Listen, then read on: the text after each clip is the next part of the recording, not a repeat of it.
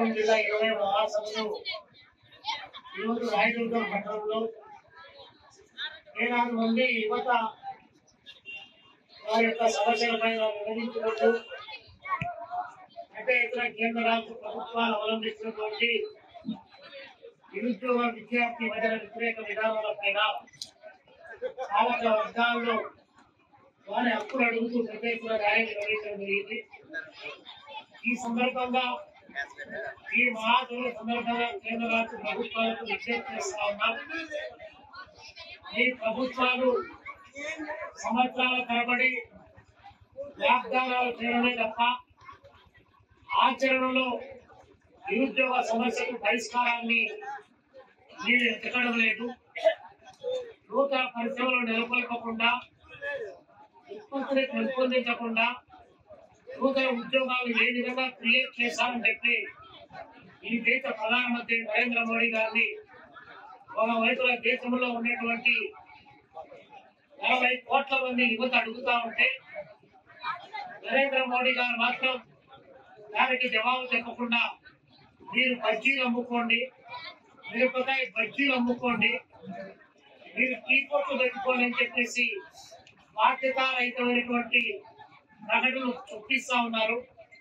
మరొక వైపున వచ్చే మీరు ఆయాలా అని చెప్పి మంచి దినాలు వస్తున్నాయని చెప్పి అదేవిధంగా నిరుద్యోగులకు అందరికీ ఇన్ఫ్రాస్ట్రక్చర్ డెవలప్ చేస్తున్నామని చెప్పి నూతన పరిశ్రమలు ఏర్పాటు చేస్తున్నామని చెప్పి ఏడాదికి 2 కోట్ల ఉద్యోగాలు ఇస్తామని చెప్పి ప్రకటించి వారి చేత ఓట్లు వేయించుకొని ఉద్యోగాలు ఇవ్వకుండా మోసం చేస్తా ఉన్నారు.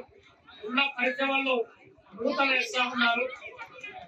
ఇంకా లాభాలు పెంచి ఇచ్చేటువంటి పరిశ్రమలు ప్రైవేట్ వ్యక్తులకు ఇద్దరు గుజరాతీలు అమ్ముతా ఉంటే ఇద్దరు గుజరాతీలు కొనుగోలు చేస్తా ఉన్నారు.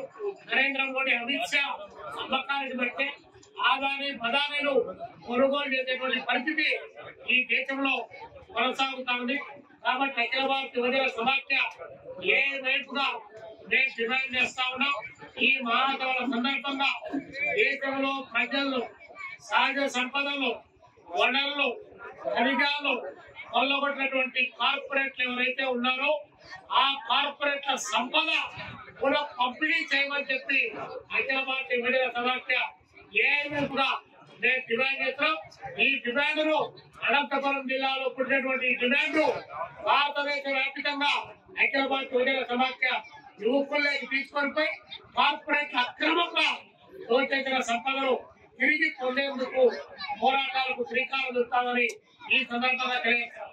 అదేవిధంగా రాష్ట్రంలో చంద్రబాబు నాయుడు గారు రానున్నటువంటి 5 సంవత్సరాల్లో 20 లక్షల మందికి ఉద్యోగ కల్పన చేస్తారని చెప్పి ఆయన ప్రకటిస్తా ఉన్నాడు.